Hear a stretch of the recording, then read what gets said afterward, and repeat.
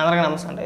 Jaganmohan Reddy press meet పెట్టి తనకున్న పిచ్చితోటో లేదంటే లేఖితనంతోటో ఏదో 4 డైలాగులు కొట్టేసి వెళ్ళిపోతాడండి. కొట్టేసి వెళ్ళిపోయిన తర్వాత సోషల్ మీడియాలో కావచ్చు, మెయిన్ స్ట్రీమ్ మీడియాలో కావచ్చు విపరీతంగా ట్రోల్ చేస్తారు. మామూలుగా ట్రోల్ చేయరు. ఆ ట్రోలింగ్ తట్టుకోలేక వీళ్ళకున్న ఒకే ఒక్క అస్త్రం లక్ష్మీ పార్వతి అండి. మీరు కావాలంటే బాగా గమనించండి. జగన్మోహన్ రెడ్డి ప్రెస్ మీట్ అయిపోయిన తర్వాత ఒక రోజు తర్వాత ఖచ్చితంగా లక్ష్మీ పార్వతి చేత ఒక ప్రెస్ మీట్ పెట్టేస్తారు. ఇంకా ఆవిడ మళ్ళీ మొదలెట్టేది పురాణం. ఇంకా మామూలుగా కాదని ఇంకా ఆ మూతి తుడుచుకుంటా ముక్కు తిప్పుకుంటా మామూలుగా కాదు. ఇంకా అప్పుడిప్పుడు 30 ఏళ్ళ కిందట అలా జరిగిందండి, 40 ఏళ్ళ కిందట అలా జరిగిందండి, రాజారెడ్డి గారి దేవుడు అండి, రాజశేఖర రెడ్డి గారి దేవుడు అండి, వివేకానంద రెడ్డి గారి దేవుడు అండి, జగన్మోహన్ రెడ్డి వాళ్ళందరికన్నా పెద్ద దేవుడు అండి, మామూలుగా కాదండి, మానవ రూపంలో ఉన్న దేవుళ్ళు అండి, వాళ్ళతో పాటు నేను కూడా దేవుడినే ఇలాగే చెప్పుకుంటూ వస్తారండి. ఇంకా నేను ప్రెస్ మీట్ పెట్టింది మళ్ళీ సేమ్ స్టోరీ, మళ్ళీ పాచంతకాయ పచ్చడే. ఇంకా అప్పట్లో అలా జరిగింది, ఇప్పట్లో ఇలా జరిగింది, ఆమెను చంపేశారు చంద్రబాబు నాయుడు గారు, ఈయన చంపేశారు చంద్రబాబు నాయుడు గారు, ఇవే ఆరోపణలు. ఒకసారి ఏమని మాట్లాడుతుందో వినిపిస్తానండి. అంటాడు నీ నువ్వు మళ్ళీ తిరిగి రాజకీయుడైనటువంటి ఎన్టీఆర్ గారిని పట్టున పెట్టుకున్నావు. అట్లాగే నీకు అడ్డం లేకుండా ఎవరు ఎదురు లేకుండా నువ్వే కంటిన్యూ ముఖ్యమంత్రి కావాలని ఒక దురుద్దేశంతోనే వైఎస్ రాజశేఖర రెడ్డి గారి మరణం వెనక కూడా అందరూ నిన్నే వేలెత్తి చూపారు. తెలుసా నీకు చంద్రబాబు నాయుడు? ఎందుకంటే నువ్వు అసెంబ్లీలో 3 రోజుల ముందే కదా నువ్వు మళ్ళీ తిరిగి రావని మాట్లాడిన మాటలు అప్పుడు ప్రతి ఒక్కళ్ళు కూడా తెలుగునాటి మాట్లాడుకున్నారు. నీకు అన్నీ తెలుసు, ఎందుకంటే ఆ కుట్రకి నువ్వే కదా కేంద్ర బిందువు. సరే ఒక నిమిషం, ఆ కుట్రకి ఎవరు కేంద్ర బిందువో ఇప్పుడు క్లారిటీగా ఒకసారి గతంలో జరిగిన సంఘటనలు ఒకసారి మనం గుర్తు చేసుకుంటే మనకి పిక్చర్ క్లియర్గా కనబడిపోద్ది. ఆ రోజున రాజశేఖర రెడ్డి గారు చనిపోయిన తర్వాత శవం కూడా ఇంటికి రాకముందే సంతకాల సేకరణ చేశారు. జగన్మోహన్ రెడ్డి ముఖ్యమంత్రి అవ్వడం కోసం సంతకాల సేకరణ జరిపారని చెప్పేసి ఇప్పటికీ కూడా అప్పటి సీనియర్ నాయకులు, కాంగ్రెస్ పార్టీ అప్పటి సీనియర్ నాయకులు ఇప్పటికీ కూడా మాట్లాడుతూ ఉంటారండి. అది నిజమో కాదో వాళ్ళే క్లారిటీ చెప్పాలి, మీరే తీర్చి చెప్పాలి. అది సంతకాల సేకరణ చేశారా చేయలేదా? రెండోది, ఆయన చనిపోయిన తర్వాత ఆయన మరణం పైన అనుమానాలు ఉన్నాయని చెప్పేసి అని ఒక ప్రముఖ వ్యాపారవేత్త ఆయనకి సంబంధించిన స్టోర్ల పైన దాడి చేశారా చేయలేదా? ఆరోపణ చేశారా చేయలేదా? ఆ దాడి చేసినప్పుడు అనేక మంది కార్యకర్తల పైన కేసులు నమోదైనయే లేదా? జైలుకి కూడా వెళ్ళారు. ఇప్పటికి కూడా కొంతమంది అయితే అదే కేసులు తిరుగుతున్నారు కూడా కోర్టులకి కదా. తర్వాత మీరు అధికారంలోకి వచ్చిన తర్వాత నిజంగా మీకు సిగ్గు సెలవు లాంటిది ఏదైనా ఉంటే తండ్రి మరణం పైన అనుమానాలు ఉన్నాయి కదండి. తర్వాత వివేకానంద రెడ్డి హత్య గురించి కూడా మాట్లాడదాం. ఒకవేళ మీకు రాజశేఖర రెడ్డి గారి మరణం పైన మీకు అన్ని అనుమానాలు ఉంటే ముఖ్యమంత్రి హోదాలో ఉన్నాడు కదా జగన్మోహన్ రెడ్డి, ముఖ్యమంత్రి అయ్యాడు కదా, మరి మళ్ళీ ఎందుకు ఆ కేసుని మళ్ళీ తీసుకురాలేదండి? మళ్ళీ విచారణ జరిపించాలని చెప్పేసి కేంద్రానికి లేఖ రాయడమో లేదంటే మళ్ళీ సిబిఐ విచారణ జరపండి అని చెప్పేసి అనడమో ఎందుకు చేయలేదండి? చేయకపోగా మీరు ఎవరిపైన అయితే ఆరోపణలు చేశారో ఆ ప్రముఖ వ్యాపారవేత్తకు సంబంధించిన వ్యక్తిని రాజ్యసభ ఎంపీని చేశారు. మరి ఈ హత్య వెనకాతల, రాజశేఖర రెడ్డి మరణం వెనకాతల కుట్ర ఎవరిదండి? ఎవరున్నారండి దాని వెనకాతల? మనకు అర్థమైపోద్ది ఇప్పుడే, సింపుల్. గతంలో ఎవరిపైన అయితే ఆరోపణలు చేశారో వాళ్ళకి సంబంధించిన వ్యక్తినే రాజ్యసభ ఎంపీని చేశాడు వైఎస్ఆర్సీపీ పార్టీ తరఫున జగన్మోహన్ రెడ్డి గారు. క్లియర్, అర్థమైపోయింది. ఇంకా రాజారెడ్డి వరకు మనం అవసరం లేదండి.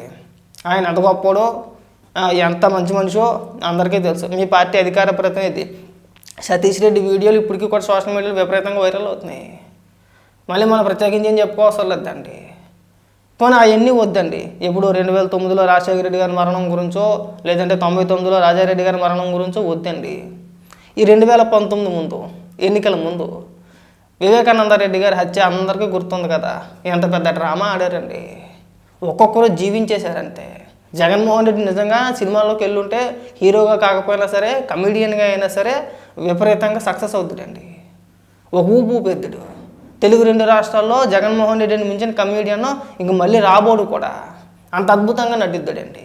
ఏమన్నారండి ఆ రోజున వివేకానంద రెడ్డి గారు చనిపోయినప్పుడు ఏమన్నారు? ముందు గుండెపోటు అన్నారు, తర్వాత గొడ్లపోటు అన్నారు. అక్కడికి వెళ్ళిన తర్వాత సీన్ మొత్తం సాయంత్రానికి మార్చేశారు. అక్కడ జగన్మోహన్ రెడ్డి ప్రెస్ మీట్ పెట్టి సిబిఐ విచారణ అప్పటికి ఇంకా జరగలేదండి. ఇంకా శవాన్ని ఇంకా దహనం కూడా చేయాలి. అక్కడే ఎలా జరిగింది, ఎక్కడి నుంచి అక్కడికి ఈడ్చుకొచ్చారు, ఎలా నరికారు అనేది వివరంగా జగన్మోహన్ రెడ్డి చెప్పేశాడు. నీట్గా పోసుకొచ్చినట్టు. ఆ తర్వాత సిబిఐ విచారణలో కూడా అదే తేలింది. ఇది 2 ఏళ్ళ తర్వాత 3 ఏళ్ళ తర్వాత కూడా సేమ్ జగన్మోహన్ రెడ్డి స్క్రిప్ట్ ఏదైతే చెప్పుకొచ్చాడో అప్రూవర్గా మారిన దస్తగిరి కూడా అదే చెప్పుకొచ్చాడు. అప్పుడు తెలిసింది దీని వెనకాల ఎవరు ఉన్నారు అనేది. సరే అవన్నీ పక్కన పెట్టేసేయండి. దస్తగిరి అప్రూవర్గా మారాడు కదా, ఎవరి పేరు చెప్పాడండి? అవినాష్ రెడ్డి పేరు చెప్పాడు, భాస్కర్ రెడ్డి పేరు చెప్పాడు. ఎవరు అధికారంలో ఉన్నప్పుడండి? జగన్మోహన్ రెడ్డి ముఖ్యమంత్రిగా ఉన్నప్పుడు. దాని వెనకాతలు ఎవరున్నారండి? సిబిఐ విచారణలో ఏం తేలిందండి? ప్రధాన పాత్రధారులు సూత్రధారులు ఎవరండి?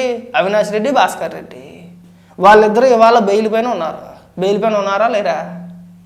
ఇవాళ జగన్మోహన్ రెడ్డి తమ్ముడు అలాగే జగన్మోహన్ రెడ్డి చిన్నాన్న భాస్కర్ రెడ్డి వీళ్ళిద్దరూ కూడా వివేకానంద రెడ్డి గారి హత్య కేసులో బెయిల్ పైన ఉన్నారా లేరా? బెయిల్ పైన ఉన్నారు కదా. ప్రధాన నిందితులు ఎవరండి? వాళ్ళే. మరి దానికి చంద్రబాబు నాయుడు గారికి ఏం సంబంధం అండి? చంద్రబాబు నాయుడు గారి పేరు ఏమి ప్రస్తావన తీసుకురాలా, సిబిఐ విచారణలో ఎక్కడ కూడా రాలా. మరి మీరు చేతిలో కత్తెట్టి ప్రచారం చేసేసారు. అలాగే కోడి కత్తి జగన్మోహన్ రెడ్డి తన పైన తాళి చేయించుకున్న దాడి విపరీతంగా ప్రచారం చేశారు, విపరీతంగా ఇచ్చేసారు. బాబు ఏం లేదంటే మా తాతను చంపేశారు, మా నాన్న చంపేశారు, నన్ను వేసేపోయారు, మా చిన్నాన్న చంపేశారు, ఇంకా మా ఫ్యామిలీని మొత్తం నాశనం చేద్దాం అనుకుంటున్నాడంటే ఇంకా బాబు మీకు పుణ్యం ఉంటుంది, మేము బతకాలంటే మా ఫ్యామిలీ బతకాలంటే మమ్మల్ని ముఖ్యమంత్రి చేస్తేనే కానీ మేము బతకలేమని చెప్పేసి మొత్తం ఎంటైర్ ఫ్యామిలీ మొత్తం రోడ్డెక్కి గోల చేశారు.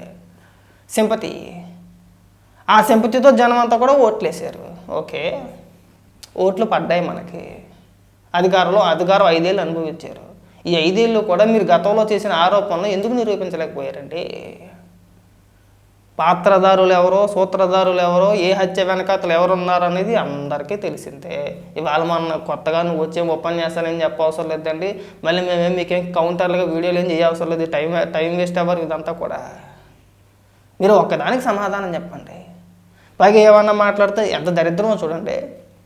ఇంతకు మించిన దిక్మాలతనం నీచత్వం ఇంకోటి ఉండదేమో. రాజశేఖర రెడ్డి గారి కూతురు షర్మిల గారికి డబ్బు ఇచ్చి చంద్రబాబు నాయుడు గారు కొనేశారు. అంటే ఇంతకు మించిన దిక్మాలతనం ఇంకోటి ఉంటుందా అండి? ఇంతకు మించిన దౌర్భాగ్యం ఒకటి ఉంటుందా? ఇది సరే, వాళ్ళ ఫ్యామిలీ విషయాలు ఏదో 100 ఉంటాయండి. ఆస్తి తగాదాలా, ఇంకోట లేదంటే జగన్మోహన్ రెడ్డి రాజకీయంగా షర్మిలను వాడుకొని వదిలేశాడు, ఇంకోటి అని ఉంటాయి. వాళ్ళకి డబ్బులు ఇచ్చి చంద్రబాబు నాయుడు గారు కొనేశారు. విజయమ్మ గారికి డబ్బు ఇచ్చి కొనేశారు. ఇవాళ తల్లిని చెల్లిని చంద్రబాబు నాయుడు గారు దూరం చేశారట. తల్లిని చెల్లిని ఎవడన్నా దూరం చేస్తాడా? ఒకవేళ దూరం చేయాలనుకునే ప్రయత్నం చేసినా సరే ఆ కుటుంబం బలంగా ఉంటే ఎవడన్నా విడదీయగలుగుతాడా? ఏమన్నా నీకేమైనా బుర్ర ఉందా, బుద్ధి లేవు? అసలు బుద్ధి ఉందా? ఏమన్నా అంటే ఏడుస్తాం మళ్ళీ, అగో నన్ను అలా ట్రోల్ చేస్తున్నారు, అలా తిడుతున్నారని చెప్పేసి అంటారు. కానీ ఇలాంటి అంశాలు మనం మాట్లాడుతున్నామంటే కాదు కదా. ఒకవేళ మనం మాట్లాడేటప్పుడు ఒకసారి ఆలోచించుకోవాలి కదా. మనం ఏం మాట్లాడుతున్నాం, ఎందుకు మాట్లాడుతున్నాం, జనాలు మన మాటలు వింటే నవ్వుతారని ఇంగిత జ్ఞానం మీకు లేదా? ఆరోపణలు చేయడం కాదండి, నిరూపించగలగాలి. గతంలో మీరు చేసిన ఆరోపణ ప్రతి దాని వెనకాతల తిరిగి మళ్ళీ మీరే ఉన్నారని చెప్పేసి అని తెలుస్తుంది. అక్కడ ఆధారాలు అలాగే దొరుకుతున్నాయి. జనాలకి స్పష్టంగా ఒక క్లారిటీ ఉంది. పైగా మీలాంటి వాళ్ళు అందరూ వచ్చేసి అనుకుంటా మూతి తిప్పుకుంటా ముక్కు తుడుచుకుంటా మీరు ఏది మాట్లాడితే అది అయిపోద్దా అండి? ఈ అడ్డగోలు వాదన వద్దు. మీకు ఏదైనా కానీ క్లారిటీగా ఒకవేళ రాజకీయంగా మాట్లాడేయాలి అనుకుంటే రాజకీయంగా బోల్డ్ అంశాలు ఉన్నాయి, మాట్లాడవచ్చు. అని జగన్మోహన్ రెడ్డి ప్రజా సంక్షేమం గురించి అంటే ప్రజా సమస్యల గురించి మాట్లాడేశాడంటే జగన్మోహన్ రెడ్డే మాట్లాడాడు. ఇంకా చాలా మాటలు మాట్లాడారు. వంగవీటి రంగా గారి గురించి, లేదంటే ఇంకొక జర్నలిస్ట్ అనో, లేదంటే ఇంకొకరనో. వంగవీటి రంగా గారి హత్య వెనకాతలో ఉన్న కుటుంబం ఇవాళ ఎవరి పార్టీలో ఉన్నారండి? ఎవరి వెనకాల తిరుగుతున్నారండి? ఆమె అతను సోయలేదండి మీకు. సరే, డెప్త్గా వద్దు. మనం ఏం మాట్లాడాలి, ఎంతవరకు మాట్లాడాలో అంతవరకు మాట్లాడితే సరిపోద్ది. హత్య రాజకీయాలు ఎవరు చేస్తారో, ఎవరు ప్రోత్సహిస్తారో, దాని వెనకాతలు ఎవరు ఉంటారనేది అందరికీ తెలుసు. మనం ఏం ఇవాళ ప్రత్యేకించి చెప్పవసరం లేదు. గూగుల్లో అలా కొడితే ఇలా వచ్చింది. ఎవరి చరిత్ర ఏంటి అనేది వాళ్ళ టెక్నాలజీ మారిందండి. మనం సోషల్ మీడియా యుగంలో ఉన్నాం. ప్రతి ఒక్కరి చేతిలో ఫోన్లు ఉన్నాయి, స్మార్ట్ ఫోన్లు ఉన్నాయి. నీ చరిత్ర ఏంటి, నా చరిత్ర ఏంటి, జగన్మోహన్ రెడ్డి చరిత్ర ఏంటి, లేదంటే చంద్రబాబు నాయుడు గారి చరిత్ర ఏంటి, వాళ్ళ కుటుంబ నేపథ్యాలు ఏంటి అనేది ఒక్కసారి మనం అలా టైప్ చేస్తే వచ్చేద్ది. ఎవరిది నేర చరిత్ర లేదంటే ఎవరిదో నేర చరిత్ర కాదో చేతిలో ఫోన్ ఉంది కదా, అలా టైప్ చేసి చూస్తే వచ్చేద్ది. నిమిషాల వ్యవధిలో. లక్ష్మీపార్వతి జీవిత చరిత్ర ఏంటి అని కొట్టంగానే వచ్చేద్ది. నువ్వు మీ ఆయన అంటే నువ్వు మళ్ళీ ఎన్టీ రామారావు గారు కాదు, వీరగంధం సుబ్బారావు గారి దగ్గర పెళ్లి కాకముందు ఎలా జాయిన్ అయ్యావు, ఆయన నిన్ను ఎలా చదివించాడు, ఆ తర్వాత నువ్వు ఆయన ఎలా పెళ్లి చేసుకున్నావు, పెళ్లి చేసుకోవాలని చెప్పేసి నేను ఎలా బలవంతం చేసావు, ఆ తర్వాత ఒక అబ్బాయి పుట్టిన తర్వాత జీవిత కథ రాస్తానని పేరుతో ఎన్టీ రామారావు గారికి ఎలా దగ్గర అయ్యావు, ఎన్టీ రామారావు గారిని ఎలా పెళ్లి చేసుకున్నావు, తర్వాత నీ కుమారుడు నీకు దూరంగా ఎందుకున్నాడు, తర్వాత నీకు ఈ వీరగంధం సుబ్బారావు గారు ఒక ఇంటర్వ్యూ ద్వారాగా నీ భాగవతాలు మొత్తం ఏ విధంగా చెప్పుకొచ్చాడు అన్నీ వివరంగా వచ్చేస్తాయండి. ఇక్కడ ఎవరి చరిత్ర దాగేది కాదు. మీరు దాయాలనుకున్నా, నేను దాయాలనుకున్నా, లేదంటే ఇంకొకరు దాయాలనుకున్నా చరిత్ర ఎప్పటికీ దాగదు. కొట్టంగానే మన ముందుకల పేజీ లెక్కలు వచ్చేస్తాయి. ఒకసారి చూసుకోవచ్చు, అనుమానం ఉన్న వ్యక్తులు చూసుకోవచ్చు. మీకేదో తప్పక మీకేదో గొర్రెల మందు ఉంది, భజన చేస్తున్నారో మోస్తున్నారో వాళ్ళకి కర్మ కాలిపోయి వాళ్ళకి తిరుగుతేటలు లేక ఆ మాత్రం అవగాహన ఇది లేక తప్పని పరిస్థితుల్లో మీకు భజన చేస్తున్నారేమో, కానీ ఒక్కసారి వాళ్ళకి కూడా మీ చరిత్ర తెలిసిందంటే మీ ముఖం మీద వాళ్ళే తుప్పుకుని చేస్తారా? ఎవరు ఆరోపణ చేశారండి? జగన్మోహన్ రెడ్డి సొంత చెల్లి ఆరోపణ చేసింది. వివేకానంద రెడ్డి హత్య వెనకాతల అవినాష్ రెడ్డి ఉన్నాడు, భాస్కర్ రెడ్డి ఉన్నాడు. వాళ్ళిద్దరిని కూడా జగన్మోహన్ రెడ్డి సపోర్ట్ చేస్తున్నాడు. ఇవాళ జగన్మోహన్ రెడ్డి అండ చూసుకొని వీళ్ళని ఏమీ చేయలేకపోతున్నారు. అక్కడ దాకా ఎందుకు? ఈ వివేకానంద రెడ్డి గారి హత్య కేసులో అవినాష్ రెడ్డి గారిని అరెస్ట్ చేయడానికి సిబిఐ ప్రయత్నిస్తే కర్నూలులో స్టేట్ పోలీసులను పెట్టి మన రాష్ట్ర పోలీసులు పెట్టి ఎంత డ్రామా ఆడించారు. అవినాష్ రెడ్డిని అరెస్ట్ చేస్తే రాష్ట్రం మొత్తం తగలబడిపోద్దండి, ఈ ప్రాంతం మొత్తం అల్లకల్లలో అయిపోద్దని చెప్పేసి సిబిఐని మెదరగొట్టేశారు. మీరు ఇస్తరీ మర్చిపోతావు, కొట్టండి అలా వచ్చింది ఇలాగా. ఇప్పుడు చెప్పండి, ఎవరి హత్య వెనకాతలు ఎవరు ఉన్నారో, ఎవరిని ఎవరు కాపాడారు ఇప్పటి వరకు కూడా? సో ఇవన్నీ అందరికీ తెలిసిన వివరాలే. మళ్ళీ మీరు లక్ష్మీ పార్వతిని తీసుకొచ్చిన ప్రతిసారి మీరు ఏదో అనుకుంటున్నారేమో, చంద్రబాబు నాయుడు గారి కుటుంబ సభ్యుల గురించో, కుటుంబం గురించో, లేదంటే ఇంకొక దాని గురించో మాట్లాడించేస్తే అయిపోద్ది, డైవర్ట్ అయిపోతారని చెప్పేసి అని లక్ష్మీ పార్వతిని తీసుకొచ్చి మాట్లాడిపిస్తే మీకే నష్టం. సార్ సొంత కుటుంబ సభ్యులు విలువ ఎవరో మీరు అనవసరంగా పెద్దవాళ్ళని చేస్తున్నారు. తీసుకొచ్చి మీడియా ముందు కూర్చోబెట్టి 10 మందికి చూపిస్తే దానికి మించిన దరిద్రం ఇంకోటి ఉండదేమో.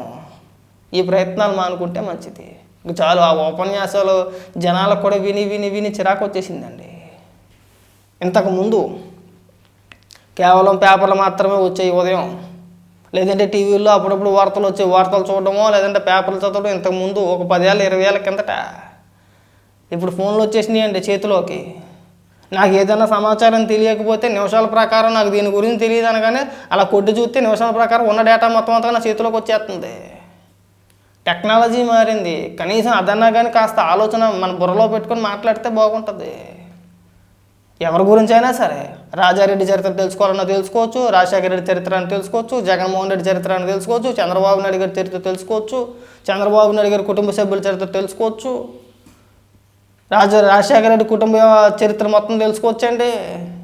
ఇదేం పెద్ద గగనం ఏమీ కాదు. కాబట్టి ఏంటంటే కొద్దిగా సోయిలో ఈ ఒక్కటి బుర్రలో పెట్టుకోండి. మనం సోషల్ మీడియాలో యుగంలో ఉన్నాం. ఏదైనా సరే మనం మాట్లాడితే గూగుల్ అట్ట కొడితే వచ్చుద్ది. కాబట్టి మనకు ఉన్న విలువలను పోగొట్టుకోకూడదు అన్న ఆలోచన విధానం మీకుంటే ఇలాంటి పిచ్చి పిచ్చి మాటలు ఇంకెప్పుడు మాట్లాడరు. అది బాగా గుర్తుపెట్టుకోండి.